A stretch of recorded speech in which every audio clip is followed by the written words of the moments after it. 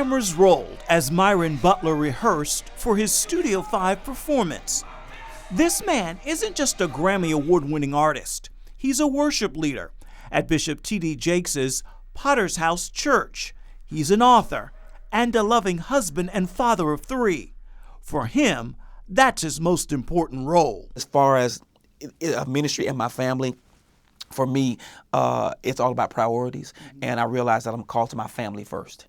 And that if I forsake my family, then I'm not a minister as God has called me to be. And it really kind of resonates more for me because I grew up in a single parent home. I really didn't, we didn't have the mom, dad, sibling families. So for me, I kind of guard that, fiercely. So for me, when I cut it off, it's off and I'll deal with it tomorrow. It's family time. You mentioned you grew up in a single family home. Yes. I did as well. What was the dad situation? The dad situation was non-existent, and my mom was really, this is going to veer off into a very transparent moment, but my mom really, wasn't very descriptive or communicative about their relationship and about what that was. I was just like, he's not here, so okay, life goes on. And I have to be very honest, it created a hole. And I can't remember what year it was, but I was on the New Nation tour with Kirk Franklin. And the tour went to Tampa, Florida. And Tampa's about 30 minutes from the town that I was born in.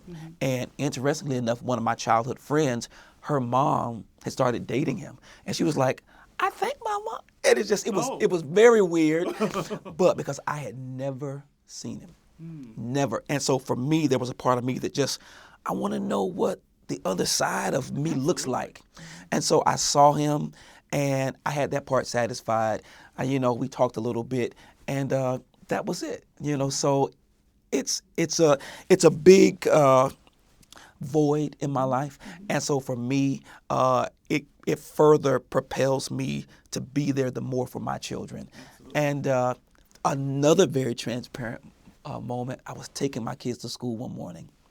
And my son, I have 2 girls and my son is in the middle.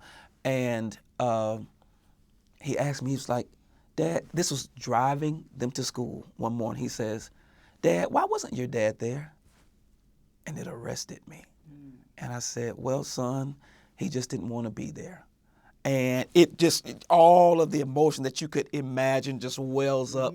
And so for me, that's what caused me not to try to right any wrong that he did, but the generational curse stops here. And certainly identify. No, I totally relate. I got the arresting moment when I was taking my son to buy a soccer ball when he was 5. And as we're walking in through the door, he says, where was your dad to buy you a soccer ball? They ask it at the most. Not here, not now. This is Target. There are people around. I don't want to deal with this. So yeah, I've been there. Yes. I have been there. Yes. Now I read that you started playing piano at 8. Yes. Did you teach yourself how this? It actually started earlier than that. I would literally, in church, I would pull up a chair next to the organ player, and I would sit there during church and just watch the organ player Sunday after Sunday after. And I didn't know what that was. It's just what I wanted to do. That's what I was drawn to it. And so for me, my grandmother, they got money together and got me a little piano, and I started playing the piano. I took lessons for probably about a year after I got it, but I started. It was there was an inward drive and an inward pulling me to the music. And, years later, I won't tell how old I am, but years later, here I am. And I'm thankful for that. So you, I guess, recorded your first album at, was it 17? My first song. Your first song at 17. Tell me about that. My first song was with the DFW Mass Choir. And I was actually a tenor in the DFW Mass Choir. And we would have something called New Music Mondays.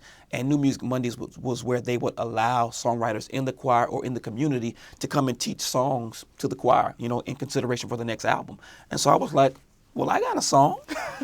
And so I go up one Monday and teach the song, and it goes over really well. And then I go to the back of the church, for the rest of the rehearsal, and one of the directors comes up and says, you got talent. I want to take you up under my wing. That was Kirk Franklin. And, 30 years later, he's still my mentor, big brother, friend. What was the name of that song?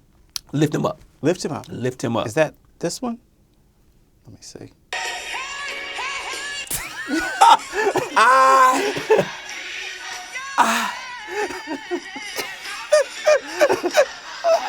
You're coming up. I Yeah, Oh. here we go.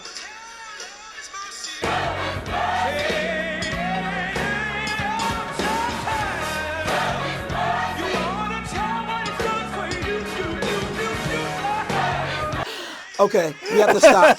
We have to stop. I had, back then they called it a Gumby. Yeah. And social media, YouTube. See? Thanks a lot. I thought I had found every VCR tape of that recording and destroyed it. But it's still there. What would you tell that 17-year-old today?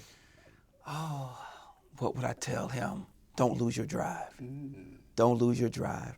Because that's what I tell songwriters and artists that come up to me for advice. And not the ministry part, but the business side of what we do is brutal. It is brutal, and it can, if you let it, it can wear you down. It can make you feel like you don't have anything significant to contribute. And when God gifted you with that ability, before the foundation of the world, there was a purpose that he gave it to you for. And that's not tied to anything, any record, anything. It was so that you can go and bring glory to his name through the medium of music and song, or whatever it is.